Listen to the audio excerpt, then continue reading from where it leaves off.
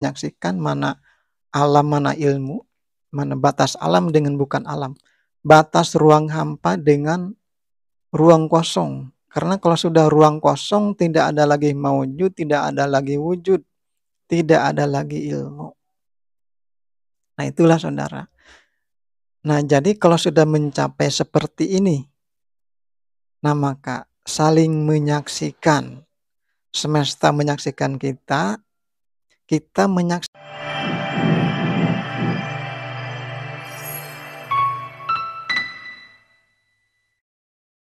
Saudara sekalian yang saya cintai dimanapun berada, salam untuk semuanya. Sampurasun, rahayu, rahayu, rahayu. Alhamdulillah kita berjumpa lagi. Alhamdulillah kita bersyukur. Kita berada di dalam kasih sayang Tuhan. Kita berada di dalam lindungan Tuhan. Selanjutnya untuk obrolan sekarang ini adalah kita akan menuju ke sebuah puncak. Kita akan berjalan-jalan ke sebuah puncak. Yaitu puncak ma'rifat, puncak manunggal, manunggaling kaulalan Gusti. Puncak kaweruh manusia. Apakah sesungguhnya manunggal itu ada puncaknya? Apakah sesungguhnya ma'rifat itu ada puncaknya? Dan juga apakah sesungguhnya kaweruh manusia itu ada puncaknya? Saudara sekalian yang saya cintai, sesungguhnya apapun yang dilakukan oleh manusia, itu ada ujungnya, ada puncaknya. Sesungguhnya apapun yang dilalui, yang dijalani, yang dijalankan oleh manusia, itu ada ujungnya, ada puncaknya. Manusia menempuh suatu jalan, itu pasti ada ujungnya, ada puncaknya. Manusia mendaki sebuah ketinggian, nah itu ada batasnya, ada puncaknya. Nah begitu juga di dalam menempuh hakikat ma'rifat, di dalam menempuh manunggal kaulalan Gusti, itu juga ada puncaknya. Jadi di dalam menempuh ma'rifat, di dalam menempuh manunggal kaulalan Gusti, nah itu bukan hanya saja belajar kebatinan, bukan hanya belajar tenaga dalam, bukan hanya berenang-renang di dalam kenikmatan, berenang-renang di dalam rasa. Bukan hanya saja kita mencari kesejatian, mencari kemurnian, mencari guru sejati. Nah itu adalah bukan jalan, tetapi itu adalah fenomena-fenomena yang dilalui di dalamnya. Jadi di dalam perjalanan hakikat, di dalam perjalanan manunggaling kaulalan Gusti, nah itu ada jalannya. Nah karena itu harus kita pahami, harus kita ketahui jalannya. Nah karena ada jalannya nanti maka akan ada ujungnya, ada terminalnya, akan ada puncaknya. Nah apabila kita di dalam menempuh ma'rifat, menempuh manunggaling kaulalan Gusti, tidak menempuh jalannya, nah maka kita akan tersasar. Dan kita tidak akan sampai kepada ujungnya, kepada puncaknya. Karena memang tidak tahu. Kalau tidak ada jalan berarti kita tidak akan tahu ujungnya di mana, terminalnya di mana, puncaknya di mana. Kalau kita sudah betul jalannya, menempuh jalan yang betul, pasti kita akan tahu berakhir nanti akan di mana. Nah, kurang lebih seperti itu. Nah, lalu apabila ma'rifat, apabila manunggal, apabila kaweruh manusia itu ada puncaknya. Nah, di mana letaknya itu? Tentunya semua itu adalah ada makdarun atau ada ukurannya. Ukuran yang mana?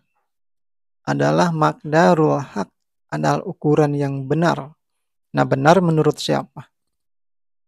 Benar menurut Tuhan.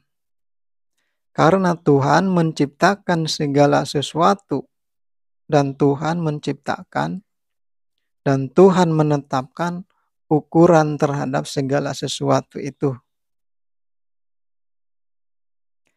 Lalu seperti apa ukurannya yang benar menurut Tuhan kita di dalam menempuh marifat, menempuh manunggaling kaulalan Gusti. Dan kita di dalam menempuh sebuah keilmuan. Nah, nanti untuk kita menemukan di mana puncaknya, di mana terminalnya. Nah, kita bahas dulu satu persatu. Nah, yang ke-1 tentang makrifat dan manunggaling kaulalan Gusti. Nah, di dalam menempuh hakikat marifat, di dalam menempuh manunggaling kaulalan Gusti, asal jangan kita melangkah, tetapi kita harus memahami dulu terlebih dahulu, harus kita memahami, harus tahu dulu jalannya. Kalau kita tidak tahu jalannya, nanti kita akan tersesat. Yang tahunya nanti hanya belajar kebatinan, belajar tenaga dalam, mencari kesejatian, mencari kemurnian, mencari guru sejati, yang diketahui hanya itu. Itu bukan jalan, saudara. Jadi di jalan di dalam menempuh ma'rifat, hakikat ma'rifat, jalan di dalam manunggaling kaulalan Gusti. Nah, di dalam bahasan ini saya akan menjelaskan 4 jalan saja. Jadi kalau kita sudah menempuh 4 jalan itu, nah berarti kita sudah mencapai kepada puncaknya, kepada ujungnya. Nah, jalan yang ke-1 adalah zat. Jalan yang kedua adalah sifat. Jalan yang ketiga adalah af'al atau perbuatan. Jalan yang keempat adalah ilmu. Nah, seperti itu kita menempuh ma'rifat, menempuh jalan ma'rifat, menempuh jalan manunggaling kaulalan Gusti. Nah, itu yang 4 itu yang harus ditempuh. Jadi jangan asal-asalan melangkah kita.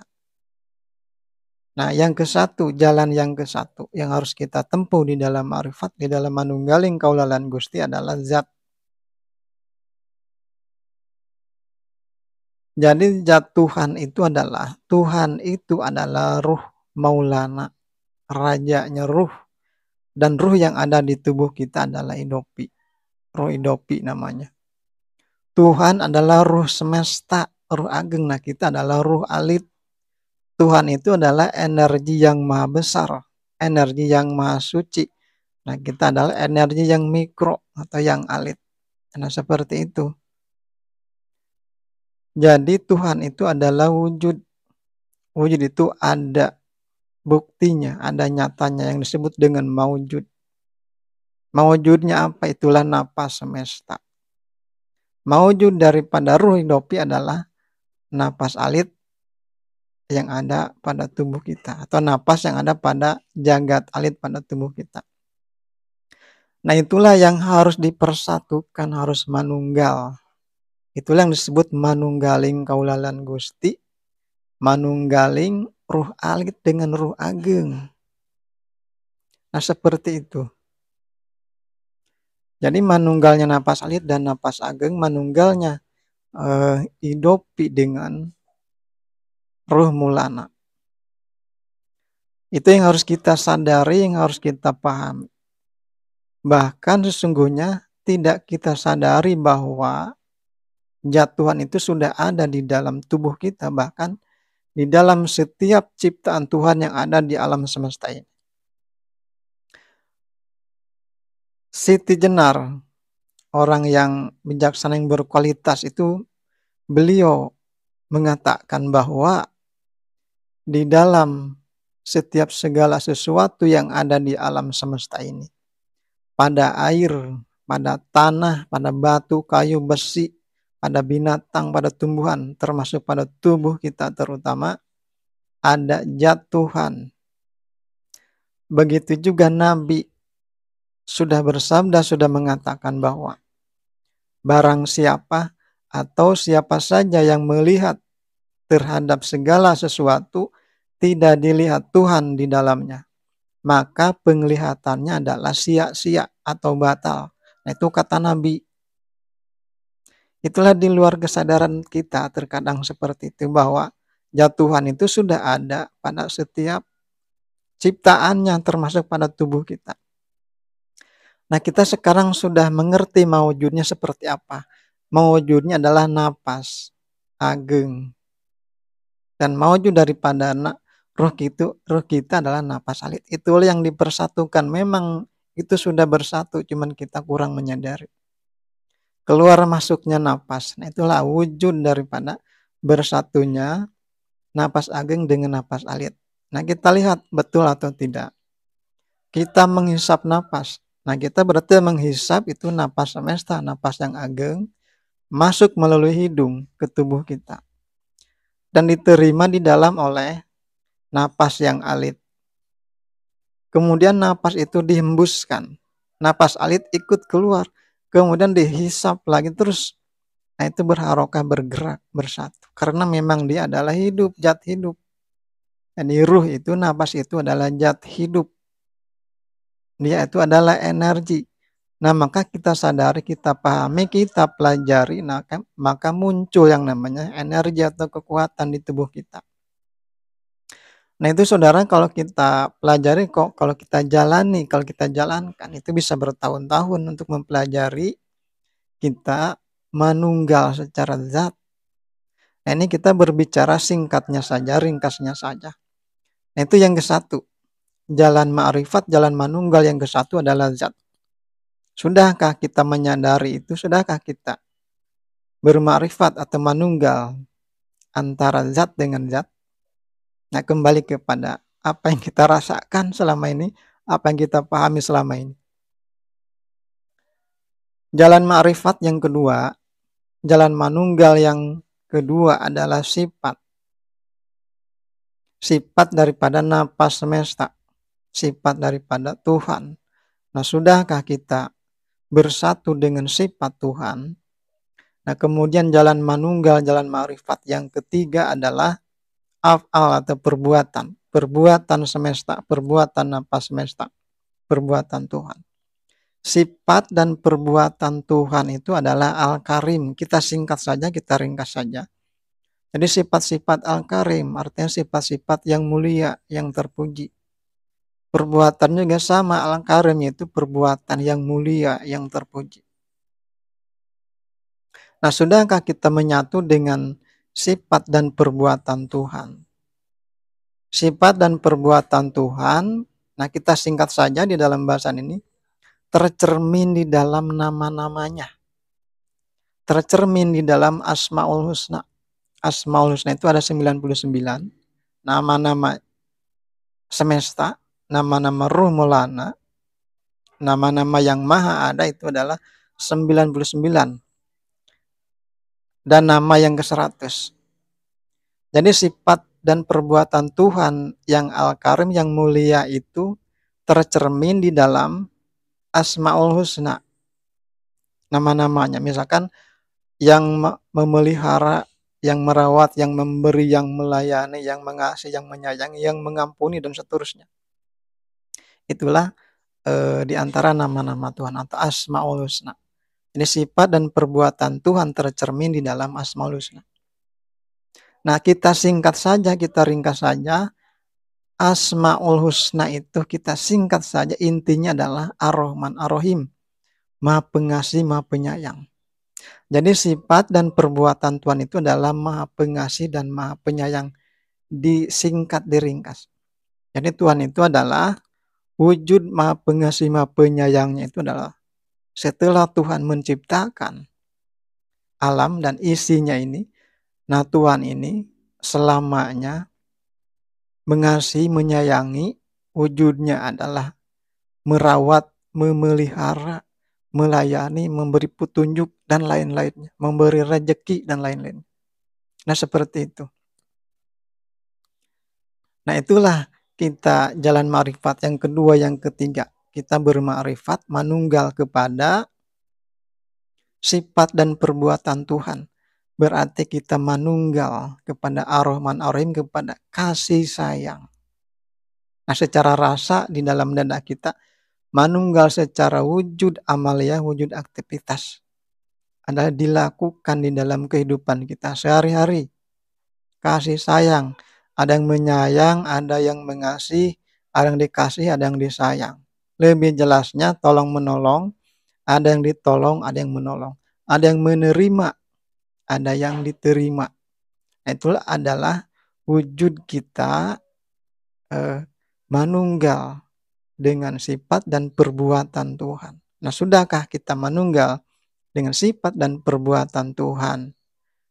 Untuk hal itu kita kembali ke diri masing-masing. Masing-masing yang merasakan, masing-masing yang mengalami. Nah, selanjutnya jalan ma'rifat, jalan manunggal. Yang keempat adalah ilmu. Nah, berarti kita harus manunggal, harus bersatu dengan ilmunya Tuhan. Ilmunya semesta, ilmunya ruh melana, ilmu nafas semesta. Apa itu yang disebut dengan ilmu Tuhan? Ilmu Tuhan itu adalah alam, dan ilmu Tuhan itu adalah sebesar alam. Jadi di luar alam tidak ada lagi ilmu. Di luar alam adalah namanya ruang kosong, tidak ada lagi ilmu, tidak ada lagi wujud di situ. Tidak ada lagi maujud. Jadi ilmunya Tuhan itu adalah alam. Ada alam, ada ilmu. Jadi alam yang mana? Itulah ada alam yang harus kita pahami, yang harus kita saksikan, yang harus kita lalui, yang harus kita melebur di dalam. Ilmu Tuhan itu alam. Itulah yang disebut malakut. Malakut itu adalah kerajaan semesta. Jadi manusia kalau sudah menyatu dengan ilmunya Tuhan, berarti dia sudah memahami, menyaksikan bagaimana awal dan akhir penciptaan. Awal penciptaan adalah adanya ruang hampa yang sangat kecil di dalam ruang kosong. Di dalam ruang hampa itu adalah adanya alam semesta yang maha besar. Di dalamnya begitu banyaknya galaksi, bintang-bintang atau matahari, planet, bulan, satelit, planet, dan makhluk-makhluk di dalamnya termasuk kita. Nah, itulah malakut diciptakan di dalam satu sistem. Dikatakan malakut itu artinya bermakna itu satu sistem. Artinya sesuatu diciptakan atau alam semesta ini diciptakan oleh Tuhan dalam satu sistem. Artinya setiap komponen, karena alam semesta ini diciptakan dari berbagai macam komponen, unsur-unsur.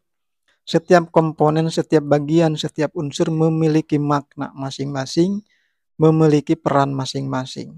Kalau diambil satu komponen, satu peran, maka akan jomplang. Seperti begini, kita menciptakan mobil, itu kan terdiri dari berbagai macam spare part yang mempunyai peran masing-masing sehingga mobil itu bisa berjalan, bisa berfungsi dengan baik. Bagaimana kalau kita ambil satu unsur saja, ambil saja rodanya di situ satu saja, maka dia akan jomplang. Nah, itulah analogi atau perumpamaannya tentang malakut. Jadi itulah ilmu Tuhan, dipahami dan disaksikan dan dijalani oleh manusia. Nah, apabila manusia sudah menyaksikan malakut, memahami dan menyaksikan malakut, berarti dia sudah memahami tentang semesta, tentang ilmu Tuhan. Jadi di mana batas-batas malakut itu seperti apa? Itulah yang namanya Sidratil Muntaha. Sidratil Muntaha adalah batas dari segala batas, ujung dari segala ujung. Batas alam dengan bukan alam. Nah, contoh kecilnya begini, coba kita lihat tubuh kita, badan kita. Nah, inilah badan kita. Bentuknya seperti ini. Batas-batasnya di mana? Mana batas tubuh kita dengan bukan tubuh kita dengan ruang kosong itu. Nah, jadi seperti itu saudara. Apabila manusia menyaksikan malakut sepenuhnya, berarti dia sudah memasuki atau sudah mencapai kepada level Sidratil Muntaha, sudah menyaksikan mana alam mana ilmu, mana batas alam dengan bukan alam. Batas ruang hampa dengan ruang kosong. Karena kalau sudah ruang kosong, tidak ada lagi maujud, tidak ada lagi wujud, tidak ada lagi ilmu. Nah, itulah saudara. Nah, jadi kalau sudah mencapai seperti ini, nah maka saling menyaksikan. Semesta menyaksikan kita, kita menyaksikan semesta, atau hamba menyaksikan semesta. Nah, inilah nanti sampai kepada ukuran yang ditentukan oleh Tuhan. Karena Tuhan menciptakan segala sesuatu dan Tuhan menentukan ukuran. Jadi saling memandang tadi, saling melihat, saling menyaksikan. Tuhan menyaksikan hamba. Kata Tuhan begini, wa kadzalika wa qad ahadna bima ladaihi hubro. Demikianlah dan sesungguhnya ilmuku meliputi segala sesuatu yang ada padanya. Itu kata Tuhan kepada hamba. Nah, sebaliknya hamba menyaksikan kepada Tuhan, kepada semesta. Kata hamba juga sama. Demikianlah dan sesungguhnya ilmuku meliputi segala sesuatu yang ada padanya. Berarti hamba tadi sudah menyaksikan. Malakut sudah menyaksikan keseluruhan yang namanya Sidratil Muntaha. Seperti dulu yang sudah dijalani, sudah digapai dan dialami, disaksikan oleh Nabi ketika peristiwa Isra dan Mi'raj. Ketika Nabi Mi'raj, disitulah Nabi mencapai puncaknya, kaweruh. Jadi itulah saudara, puncak manunggal, puncak ma'rifat, puncak kaweruh, ukuran yang ditentukan Tuhan itu tadi. Harus ingat, kita harus tahu. Dan demikianlah sesungguhnya ilmuku meliputi segala sesuatu yang ada padanya. Nah, itulah ukurannya. Puncaknya di situ. Jadi kita selama ini terkadang belajar hakikat marifat, belajar manunggaling kaulalan Gusti. Yang kita pelajari hanyalah kebatinan, kekuatan, tenaga dalam, kemurnian, kesejatian, guru sejati, bahkan sedulur papat. Nah, itu saudara ingat, itu bukan jalan. Kalau kita menempuh jalan hakikat marifat, jalannya seperti itu, nah kita ada kemungkinan berpotensi untuk tersesat. Jadi demikianlah saudara, dimanapun berada, apa yang saya jelaskan secara singkat di dalam bahasan ini tentang puncak makrifat, puncak manunggal, puncak kauruh manusia.